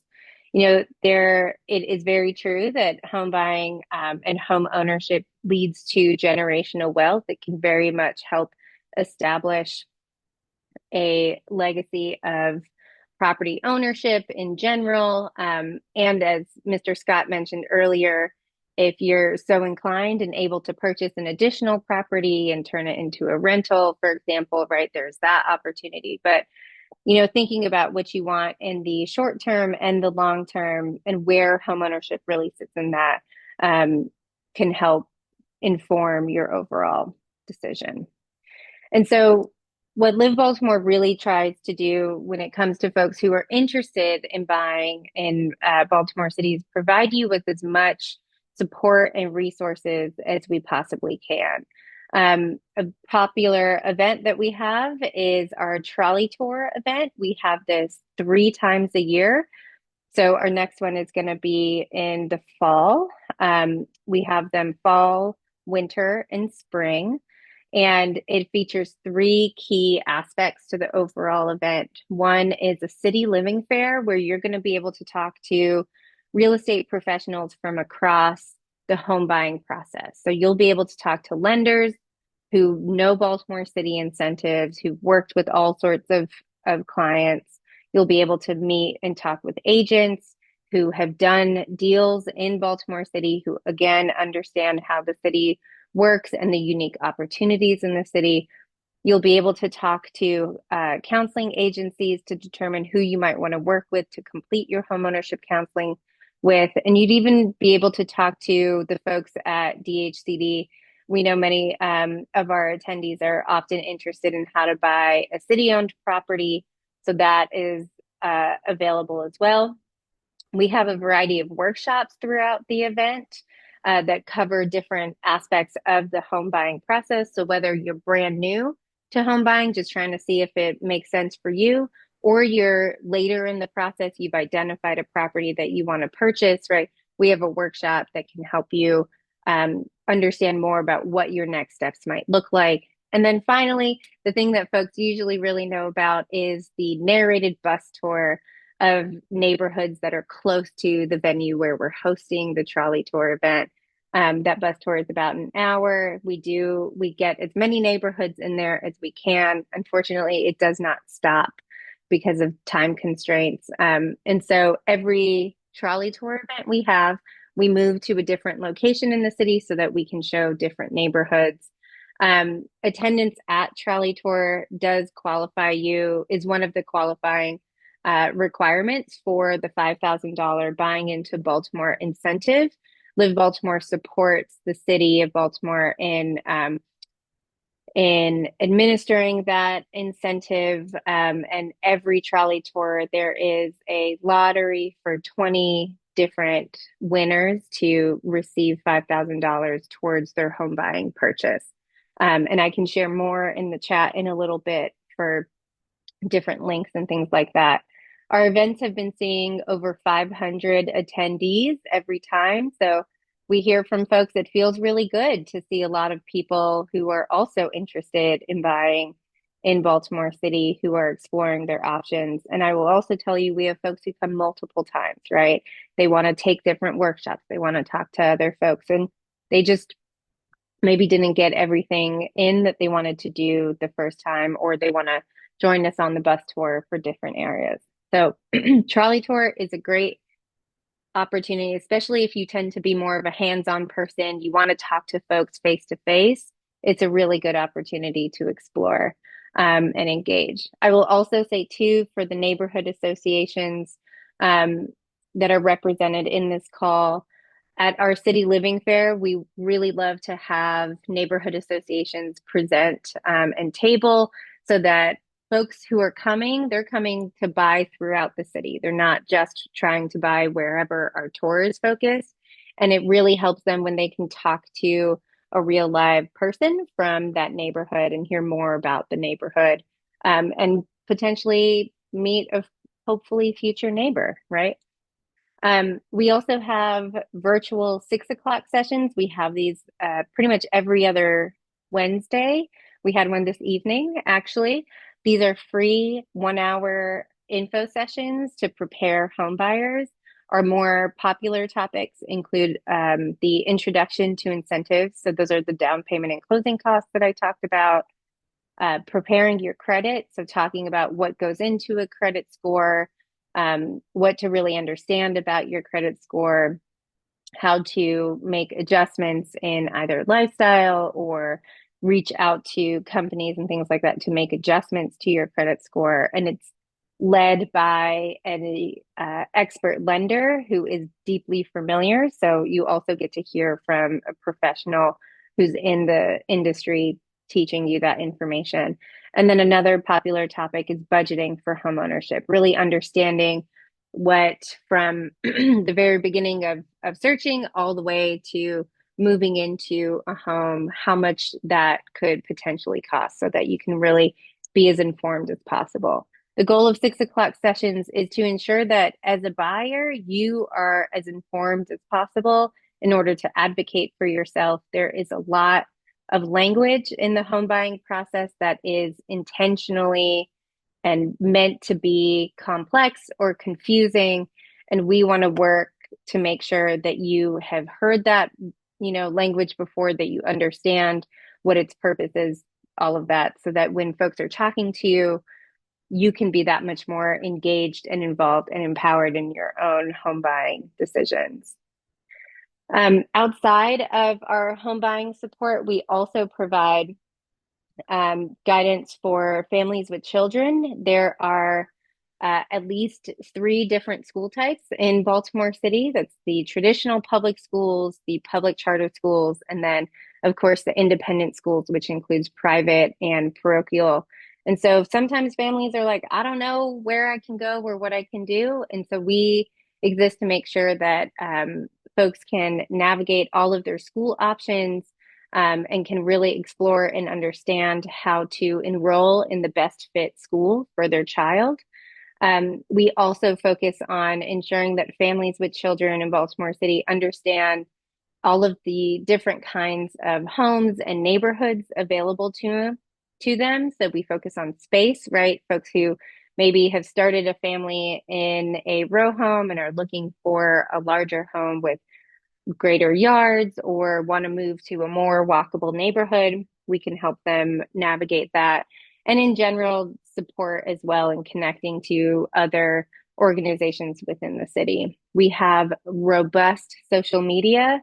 Our newsletter is really wonderful in helping families with children understand what's coming up in the school enrollment timeline, and then accessing additional resources. So I strongly recommend, excuse me, signing up for a newsletter if that's something that's of interest. And like I said, I will share with the PHR team various links so that you can find these very easily, excuse me, on our website. Like I mentioned, we love to bring Baltimoreans together to celebrate this incredible city. We have a Valentine's Day event every year. This year it was I Heart City Bingo, and we made a very silly spin on bingo. Let me tell you guys, people really love bingo. And so we might be doing that one again. I'll make sure to share it out next year when we do put that one together. But we are known for our Baltimore's Birthday Bash. It's the last Friday of every July, so it's coming up. Tickets right now are $65 for another week, and that includes drinks and food all night long and an incredible dance party. The event is going to be held at the brand new 4 MLK building off of Martin Luther King Jr. Boulevard. And so excited, Kelly. Hello, also. And it's just a great time. It's really wonderful. It'll be you and hundreds of your neighbors. And then the mayor sings happy birthday to the city. It's a really good time. And finally, we also have volunteer opportunities. So I've mentioned neighborhood associations joining us at our trolley tour events. We do always look for event volunteers to support us at trolley tour and birthday bash. If you're looking for something kind of a little lower lift, you know, a little easier, we have our neighborhood ambassador program where you guys can represent your neighborhood. And as somebody is looking at the neighborhood profile of your neighborhood and they scroll to the bottom, they can see, oh, there's an actual resident of this neighborhood that I can ask direct questions to, right? We like to say you wouldn't ask somebody who lives in LA what New York is like. So why would you just ask a random stranger what it's like to live in, you know, Arlington or Silburn or Park Heights or any of the particular unique neighborhoods within Baltimore City? So neighborhood ambassadors is a great opportunity as well. And we work really hard to make sure that folks are engaged as possible with quarterly newsletters and invitations to special events. And the last thing I'll share too is I know that there are also current homeowners on this call, and I want to make sure that I share in the chat a special link for you all. There are, folks are not always aware, there are property tax credits available in Baltimore City, particularly for homeowners who are over, I believe it's 65 and within, it's either 60 or 65. And within a certain income, there is an annual tax credit that can be applied for called the Targeted Homeowners Tax Credit. And that is in collaboration, I believe, with the city and the state to ensure that homeowners' property taxes stay within a certain financial range so that they are within a just overall maintainable state. There are additional other tax credits as well. Janelle was talking about curb appeal. If folks go even further than that and are looking to improve on their home, there's a home improvement tax credit so that renovations that are over $100,000 that would lead to an over $100,000 increase of assessed value, you can apply for that tax credit to make sure you can improve on your home and that the property taxes the next year won't have too deep of an impact. And there are many more at that link that you're welcome to explore. If you have any questions, you can always reach out to Live Baltimore through email at hello@livebaltimore.com. And you can always call us as well. The number on the screen, our general number, 410-637-3750. That leads to our general list, and you can click who you want to talk to. So I know that was a lot of information, and Janelle, I will make sure to follow up with you all to send you the necessary links, but your best resource is always going to be livebaltimore.com. Just click around and you can always reach out to us with questions. Thank you so much. Nikta, thank you. Nikta, thank you so much. Thank you so very much. If anyone has any questions for Nikta, we're going to hold them because our next presenter has an event that he needs to get to. So we want to make sure he has time to come up. But I want to intro him by saying we've talked a lot about having pride in our communities, pride in our home. And now we're going to talk about another awareness, which is Pride Month. So I like how I did that. Absolutely. All right, we have Mr. Brian Azweku, and you have the floor, sir. Thank you. So much like Janelle was mentioning, Pride Month is definitely something that oftentimes in the Black community we do not speak about, but definitely we had some great wins. And so we wanted to just share a little bit about what Pride is, how it started, and how we celebrate today, but then also answering the questions and then end with providing some resources that are right here in our backyard. Next slide, please.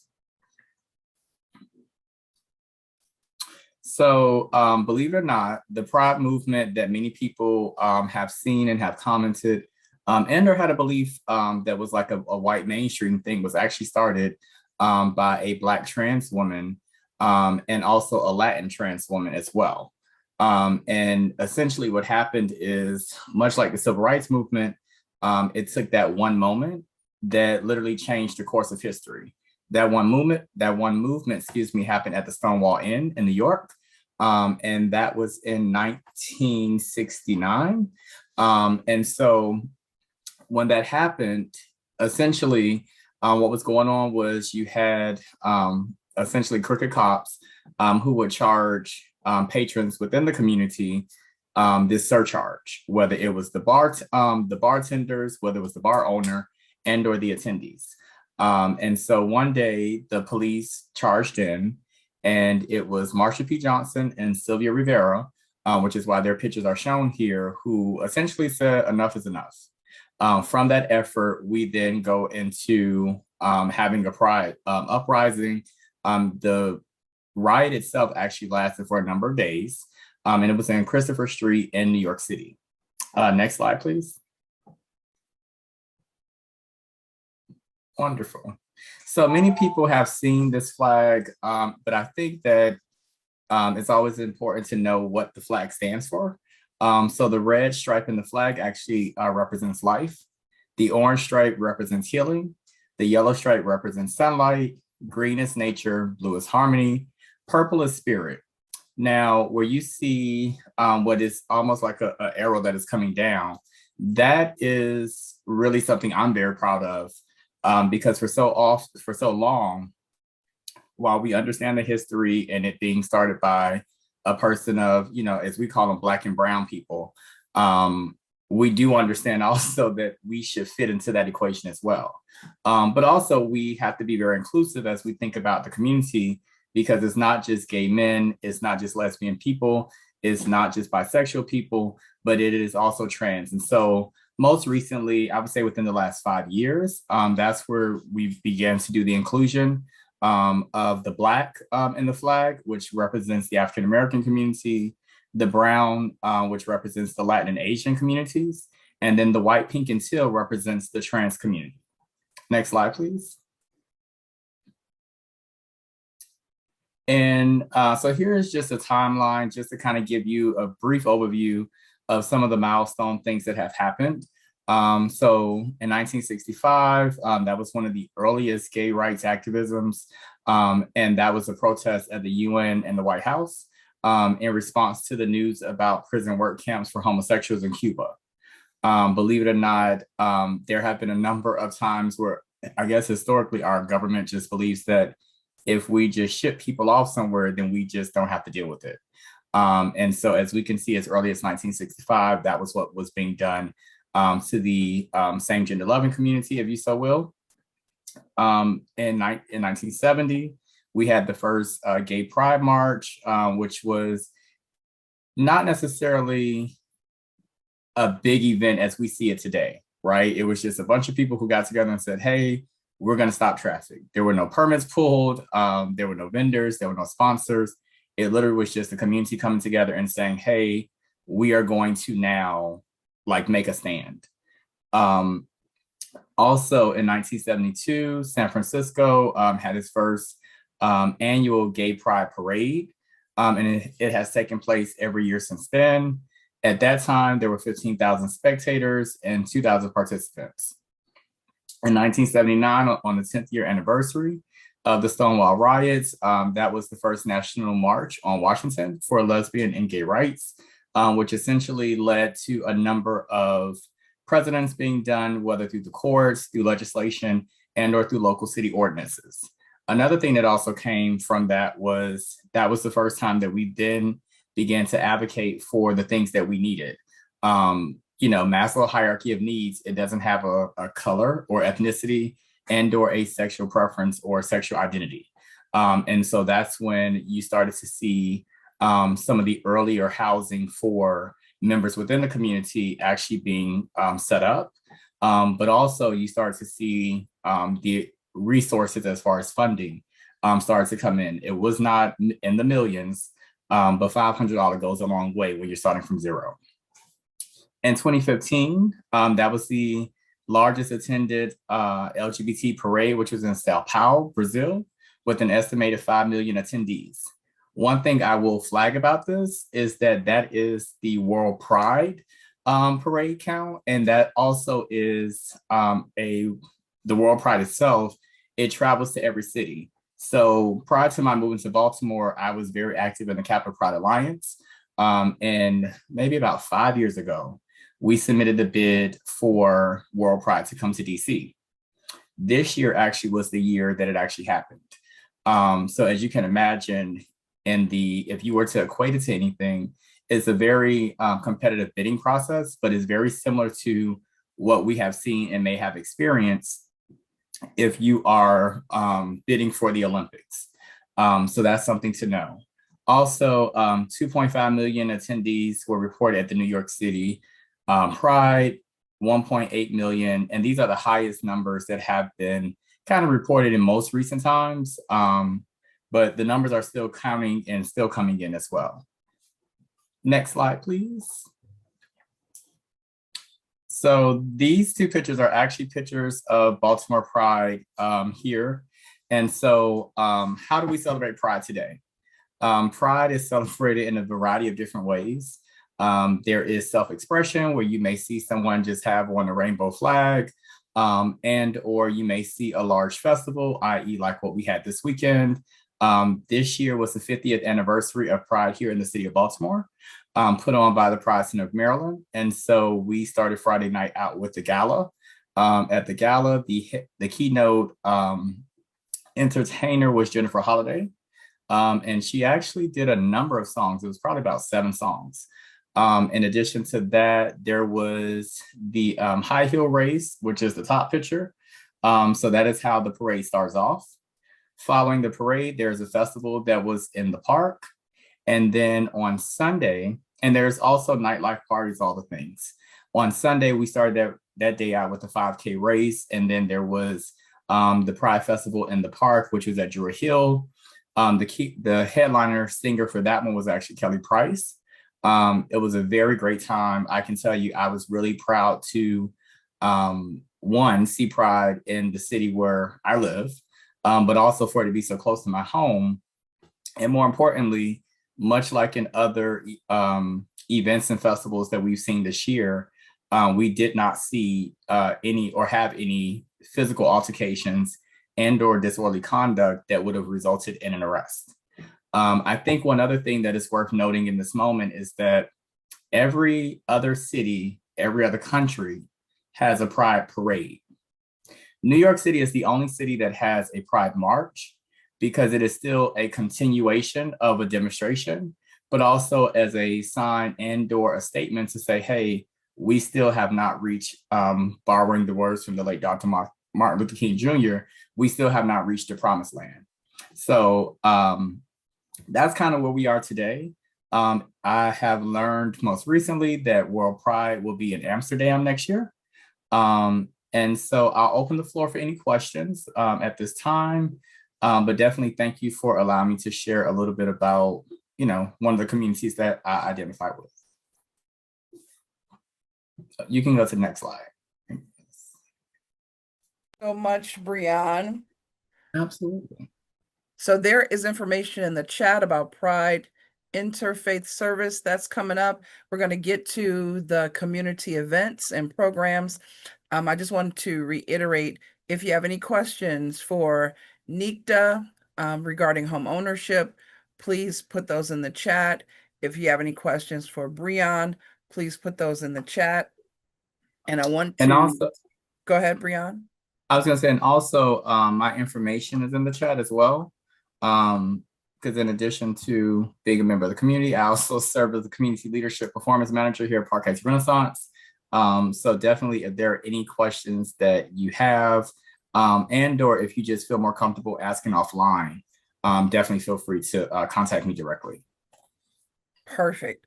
So I'm going to keep the chat open past the meeting's end, just so you all don't feel a rush to copy everything down. But I highly recommend that you scroll through the chat because there are some details that we may miss. But I wanted to remind folks for July, there is currently no plan to have a PHR community meeting for the month of July. There is currently no plan to have a PHR community meeting. But as we know, things could change. But right now, the plan is to not have a PHR community meeting for the month of July. The next meeting will be August 20th, which is a Wednesday, and it will be a hybrid meeting at the Zeta Center, which is at 4501 Reisterstown Road, and we'll send out more information about that. But just note, there is no Park Heights Renaissance community meeting for the month of July. I want to recognize that Sean Stinnett joined us on the call, and also Jasmine Barnes has joined us. I want to give her an opportunity to say a couple of words if she would like. Oh, okay. There we go. Oh, yes. Good evening, everyone. Thank you so much. I do apologize for being tardy. I was on the park. Nobody noticed. Nobody noticed. Okay. But I did want to just let you all know that Vice President Middleton, she is having her older adults resource symposium, please forgive me. It's going to be held at the Silburn Arboretum on July 21st, 4th. So that is going to be a Thursday from 10 a.m. to 2 p.m. I did want to let you know that if you would like to attend, please just call our office to register. Also online, there will be a link that you could click if you would like to do so that way. And I can save the number that you can call. It is the office number 410-396-4832. And that's for vendors as well as attendees. All righty. Thank you, Jasmine. And have you already put your information in the chat? If you haven't, please do so. Yes, ma'am. Not a problem. Awesome. Awesome.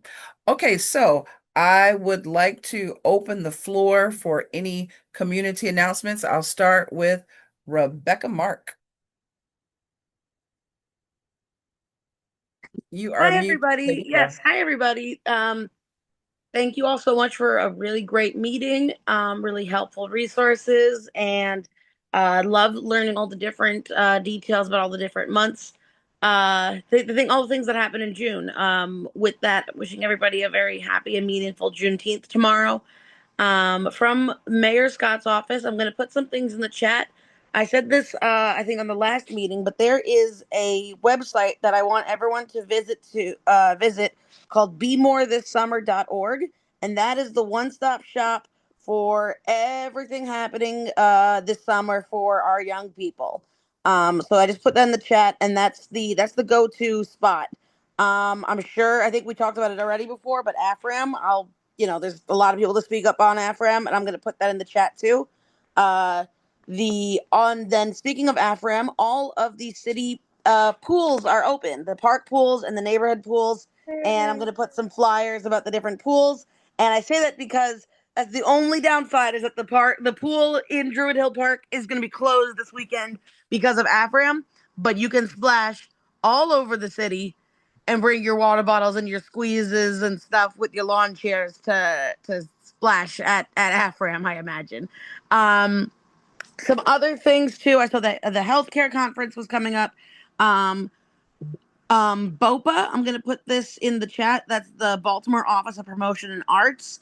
They are still doing a survey about how Artscape was. So if people want to contribute to that, they are doing they're opening applications for their community advisory committee.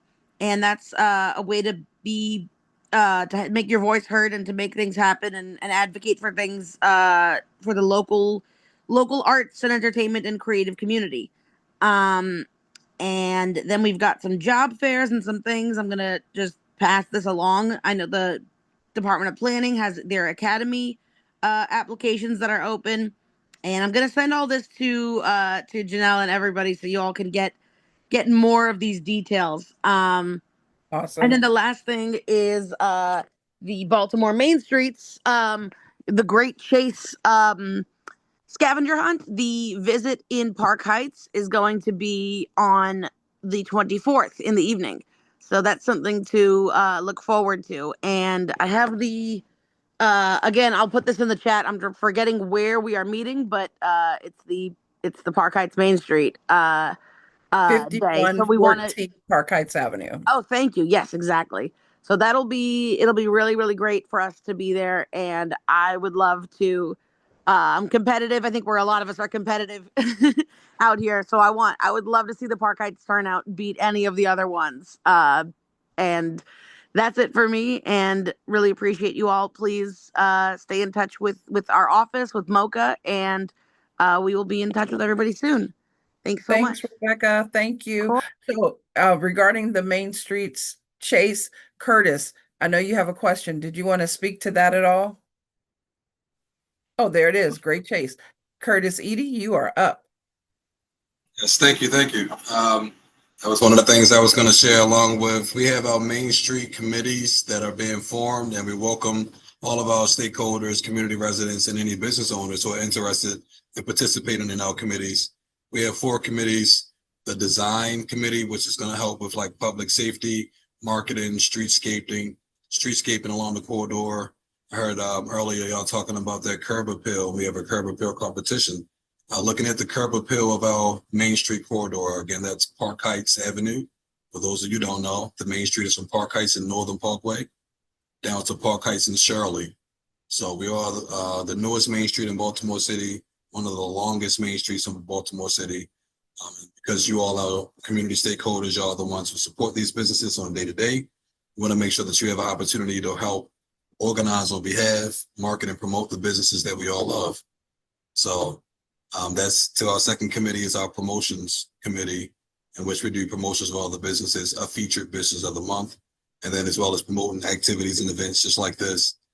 I'm going to share a couple of the flyers that we have coming up and promotions along the Main Street committee. One of our businesses, the Park Heights Barbershop. They are the one that is featured for Park Heights and the Great Chase. So that's our landmark. They are doing a celebration of 50 years this year, celebrating 50 years of operating in Park Heights along Park Heights Avenue. And on July 12th, they're going to be doing a ribbon cutting, talking about new business initiatives as they take barbershopping from the chair or beyond the chair into the community. They've been doing a lot of our elementary school cuts. Arlington Elementary School, they did the graduation cuts for the young boys and styles for young women. And they did free cuts at our George Anderson, Spider Anderson Festival. So they have a big initiative to be able to, again, provide free low-cost haircuts to Park Heights residents specific, and all Park Heights stylists and barbers. If you all know any stylists or barbers that are looking for an opportunity, there are chairs available at Park Heights Barbershop. I'm again, drop some flyers into the chat here. Thank you. Celebrating 50 years. Yeah. Awesome. That's July 12th. So some opportunities, and we're looking for anyone that's on the call. I know this is our public safety meeting But we have 4 committees that we're looking for volunteers to join, share your voice, be a part of shaping and forming the Main Street corridor. Thank you, Curtis. So everyone, please, please pay special attention to the chat with all of these great updates. The chat will remain open for several minutes after the meeting ends. And I just wanted to also remind you that this meeting is being recorded. So if you missed something or you'd like to be reminded of something, you can watch this meeting again on YouTube, where you can get all of the information yet again. And I would like to call on Miss Matthews next. Good evening again. I would like to announce that on June 27th and July 11th, the Terrace at Park Heights apartment will be conducting tours and taking applications from older adults. We encourage that you register. I put the information for Miss Demetrius Clark in the chat, and please make sure that you attend one or both of these tours to get an apartment for older adults. Thank you. Awesome. And if you don't know the terraces, that is the new building where there is a beautiful horse and jockey out front.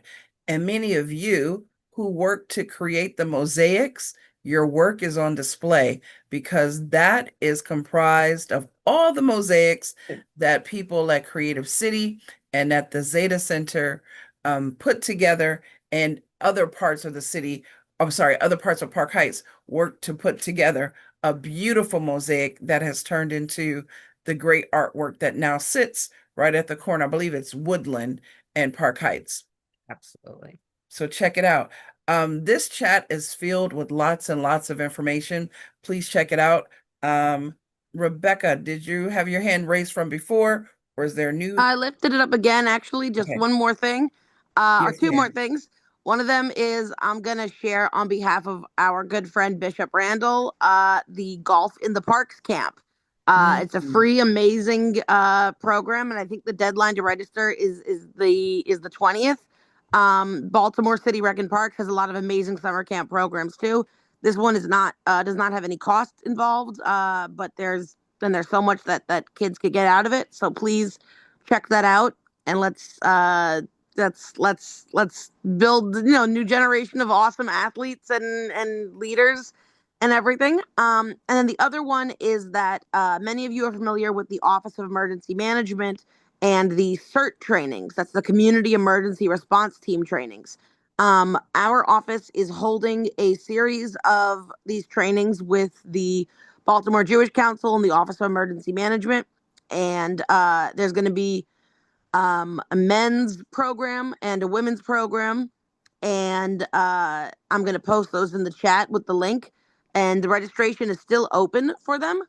And we would love we're doing with Office of Emergency Management specific outreach with the Jewish community. We did something with the Muslim community, and we had a training at a mosque in the past. And so want to reiterate though that this is for everybody, and it's something to know how to respond in the event of an emergency, a natural disaster, God forbid something worse. There's also going to be a active shooter training and stop the bleed training later this summer. But I'm sending the links to these now for these men's and women's ones, and you can get to know some neighbors and learn some really valuable skills. And then also see if you want to bring it to your own.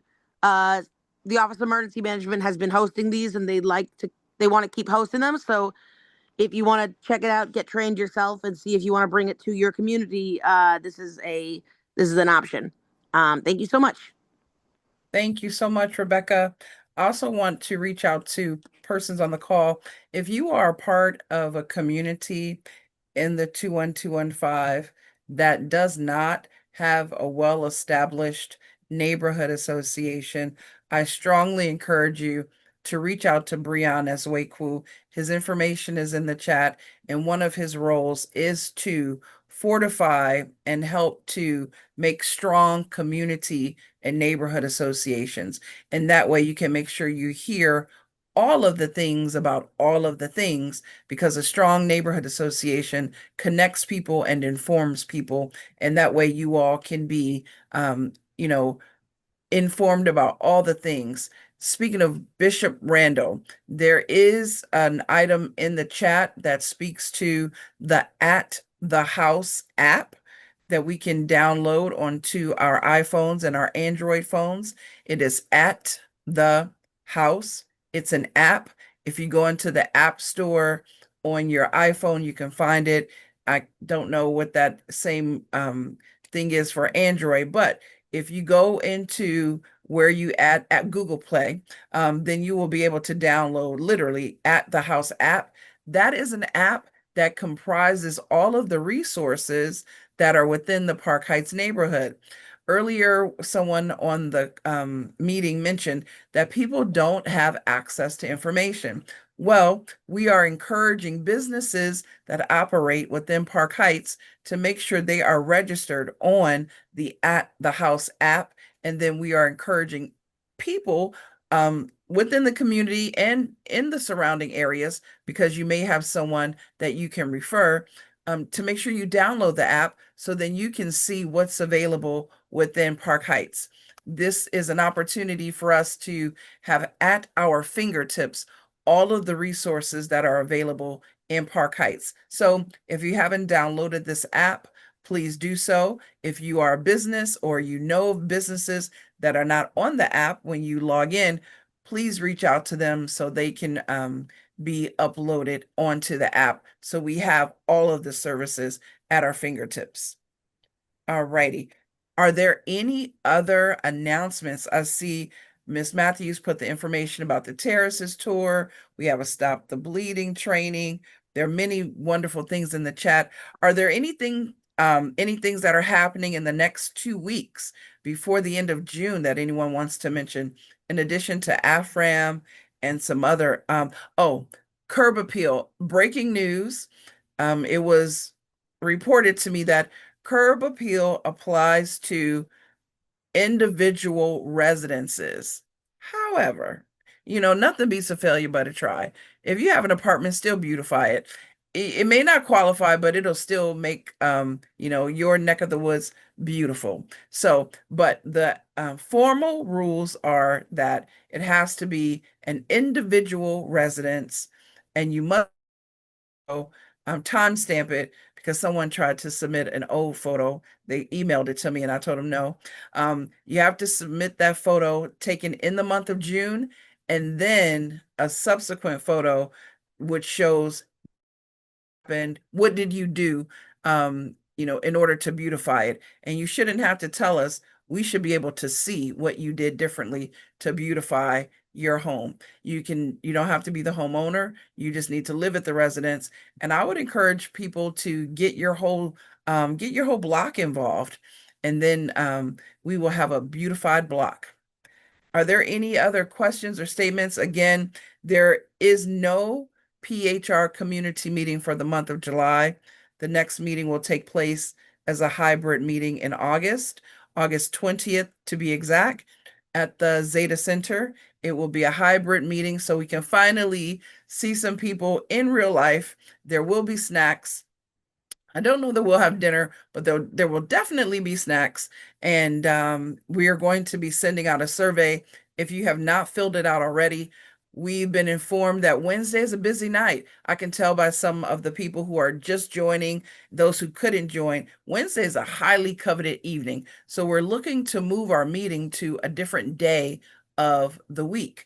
And it may happen at a different week of the month. So when you get that survey, please check all of your available dates, and then we'll take the highest number, and then we may be changing our meeting to that date. All right, community feedback. This is the opportunity for you to let us know what your thoughts are. Larry, I'm going to get to you in 1 second. There may be a date change in terms of what day of the week we have our community meeting. We also want for you to let us know about different topics that you want to hear about, right? This is your community, and we want to make sure that we are speaking on the things that you find important. One of the things that bubbled up during this conversation was the closure of many of the pharmacies. That's information that we want to know more about. And we may be sending out that information in spite of the fact that there won't be a community meeting. If you are signed up for our Park Heights Renaissance robocalls or emails, you will receive all of those updates. And what is your communication preference? That means, do you prefer to receive information via text, via email, or via phone call? Not everyone has access to all of the things, right? So, would you like to receive the information via Facebook, Instagram? What is your preferred communication preference? How you can get the information? There's information coming at us all the time. So, what's a surefire way? If you don't want me to see your information, send it in a late night text. I probably won't see it. I'll go back through a couple weeks later and go, oh no. So top of the morning for me, if you want me to see that, and then a text message, that would be great. All right, Larry. Yes, sir. Larry Mack. Yeah, I got to find my unmute button. Yep, real quick, very, very brief. At LifeBridge Health, as many of you know, we bombard you every 3 years to do community health needs assessment. And we get results and we get data from the responses of community members. So what we decided to do this time around was to add a piece to continue the conversation. One of the things that we noticed was that we weren't having the conversation in the interim.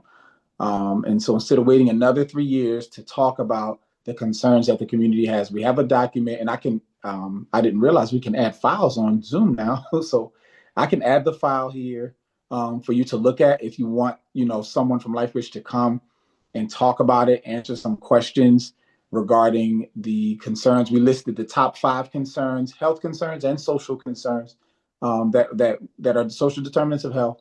And we added on the back a coded system where there's a number to call where you can figure out what does LifeBridge do to address those top 5 concerns. And those are on the back. And that's a first step. That is not the answer to necessarily addressing the issues, but it is a first step so we can continue the conversation with the community. So if your community associations, your neighborhood associations would like someone to come out and have that conversation, we will be glad to. And also stop the iron pipeline, which I'm sure many of you. One second, Larry, before you continue. Yes. I just want to be fully transparent. You are at the tail end of a 2-hour meeting that we were hoping would be 90 minutes. So I'm gonna need you to pep it up because okay, we're at the end, sir. I need you to give me that energy. Come on. Okay. Okay, this one will be 10 seconds. Stop the Iron Pipeline is an effort to petition legislators to deal with the illegal trafficking of guns into our state and in particular in our city. I have information on that as well, and I would love to come to your, again, neighborhood association and talk about that with residents. I believe that that's something that should be in the hands of residents to lead that charge. So hope to hear from some of you all soon. Thank you. So we can book Larry to come to our community meeting to talk about stopping the iron pipeline and also find out from Larry, what can LifeBridge do for me? Does that summarize it? 1000%. And Larry, when you come to the community meetings, will you be bringing snacks? If that's what it takes, that's what I'm gonna do. I think Larry, you need to promise snacks, and you will get the invites. Yes, I promise snacks. Or I'm swag. gonna play some smooth jazz in the background. I might sing for you. What you want me to do? Not everybody. Just bring snacks and swag. You got us. I got it. I got you. Snacks and lip chapstick. That'll work. All right. Thank you so much, Larry Mack of LifeBridge Health. Appreciate you. Okay, so this meeting is officially come to a close. Thank you all so much for joining. We have one more hand raised, but please take a look at that chat. There's a ton of information. It's going to stay open officially. I would say, I don't know. We'll see how many people are still on. Okay, Miss Matthews. Yes, ma'am. Yes, I'm sorry, I forgot very quickly. On Tuesdays and Thursdays at the Zeta Center, older adults can come if they need housing and or employment. So that's Tuesday and Thursday from 10 a.m. to 2 p.m. at the Zeta Center for any older adult who's looking for housing referrals and or employment referrals. Older adult, what is the age minimum? 55 and over. All righty. And do they need to bring anything with them or just show up? Just show up. Awesome, awesome. That's great information. Again, this meeting was recorded. If there's anything that you missed or anything that you'd like to review, please check us out on YouTube. You can find this meeting. And again, there will be no Park Heights Renaissance community meeting for the month of July. The next meeting is scheduled for August 20th, which is currently a Wednesday, but we are doing a survey to find out if that will be our day of the week going forward. Wednesday, August 20th at the Zeta Center will be a hybrid meeting. So come and see what we look like in real life. We will have snacks. Hint, hint, Larry. So please come to the meeting and we will have some PHR swag. So we look forward to seeing you all in person as well as online on August 20th at the Zeta Center, 4501 Park Heights Avenue. If you're not currently signed up to receive our emails or our text, please make sure so you can be one of the first to receive all of the updates. And with that, I will one more opportunity for Larry. I'm not sure. Okay, we can download you put 3 things in the chat, but it looks like they need to be downloaded. There we go. Okay, so if you see Larry's 3 posts in the chat, if you click on the arrow, you will be able to download them onto your laptop. I'm not sure how that works if you are logged in via your cell phone. However, you can reach out to Larry Mack. Larry Mack, please put your information in the chat if you haven't already, and he can make sure that he gets you this information. All right, any final questions or thoughts? All righty, you all have been a great audience. Enjoy this beautiful, hot, steamy, muggy weather as best you can. I'm so glad Rebecca mentioned that the pools are open. Take full advantage. Have a beautiful evening. And with that, we say good night. Good night, y'all. Great night, everybody. Thank you, Curtis. Good night. Good night. I feel like romper room.